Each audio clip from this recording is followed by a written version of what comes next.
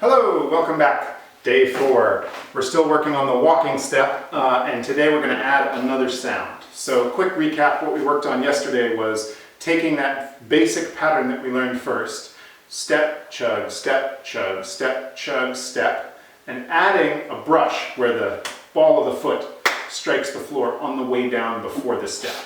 So if we did first step, chug, step, chug, step, chug, step, and then we add our toe brush, it's going to sound like this.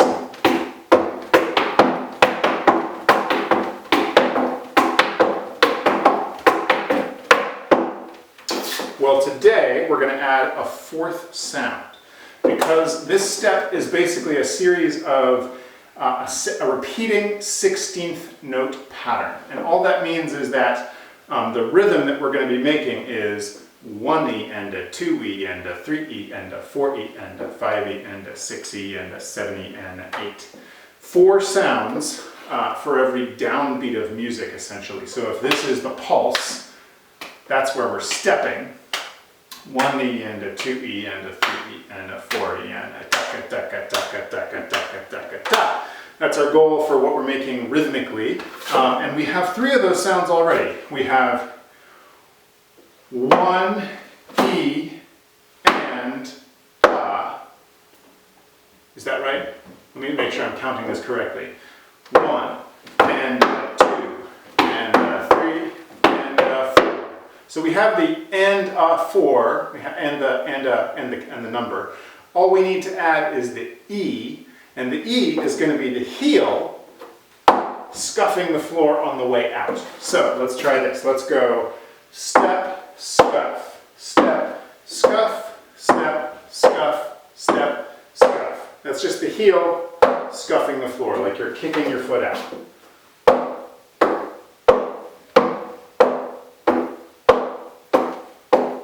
Now that's the motion, but rhythmically we need to crunch those 2 sounds so they're closer together in time.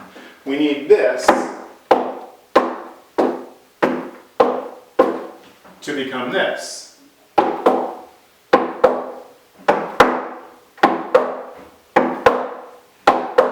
1E and a 2E and a 3E and a 4E and a 5E and a 6E and a 7E and a 8.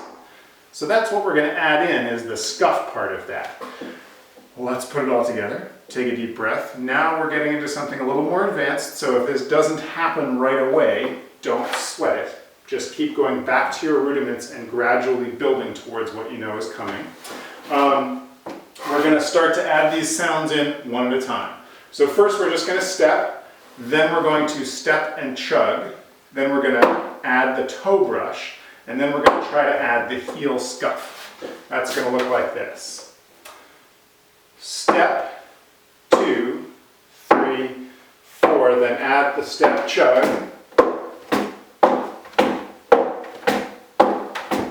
Then we're going to add the toe brush.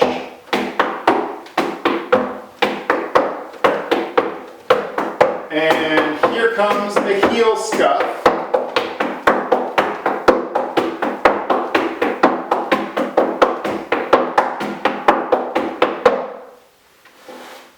Hope that went well. If you just said, what the heck just happened? Where are all of those sounds coming from?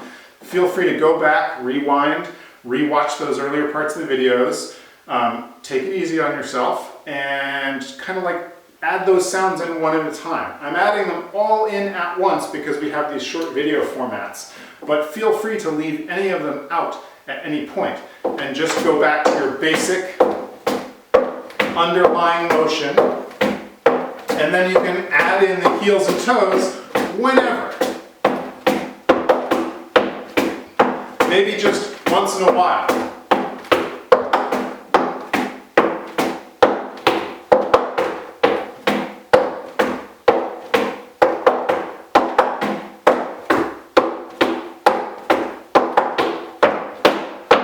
And then gradually building toward adding those extra sounds in.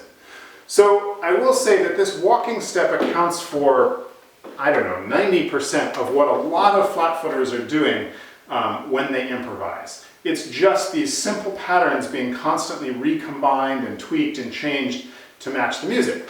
So that's where this comes in. We're going to try that same thing, but we're just going to play. Don't feel like you have to do the exact same rhythm that I'm doing.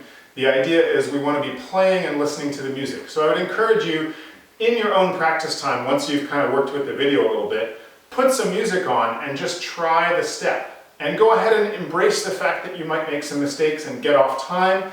Just pause and bounce and get back in with the music and find the moment to reconnect with the tune.